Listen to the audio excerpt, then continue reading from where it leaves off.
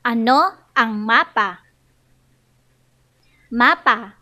Ito ay patag na representasyon ng isang lugar.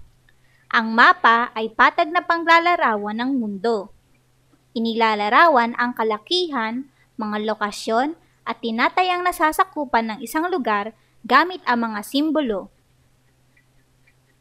Bilang isang mahalagang kasangkapan sa pag-aaral ng daigdig at heograpiya, ang mapa ay nagsasalarawan ng ating pisikal na kapaligiran tulad ng mga bundok, mga karagatan, mga pulo, mga ilog, mga lawa, at iba pa.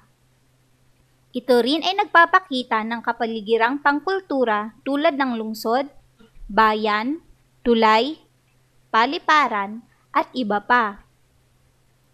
Saan ginagamit ang mapa? Ang mapa ay ginagamit sa paglalahad ng anumang lokal na pag-aari ng mundo o parte nito. Pwede rin siyang gamitin upang ilahad ang anumang pamamagitan tulad ng utak o kalawakan sa labas ng mundo. Cartographer. Ang tawag sa ekspertong gumagawa ng mapa. Iniiba nila ang anyo ng globo at ginagawang patag sa pamamagitan ng distansya, pagpapalit ng hugis, at anyo ng isang bagay. Mga simbolo o pananda sa mapa. Hangganang pandaigdig. Iba pang hangganan. Kabisera ng bansa. Riles ng tren. Mga daan. Kanal. Bulubundukin. Lalampas. Dagat. Talon. Lalampasigan. Ilog. Bulkan. Burol. Kapatagan.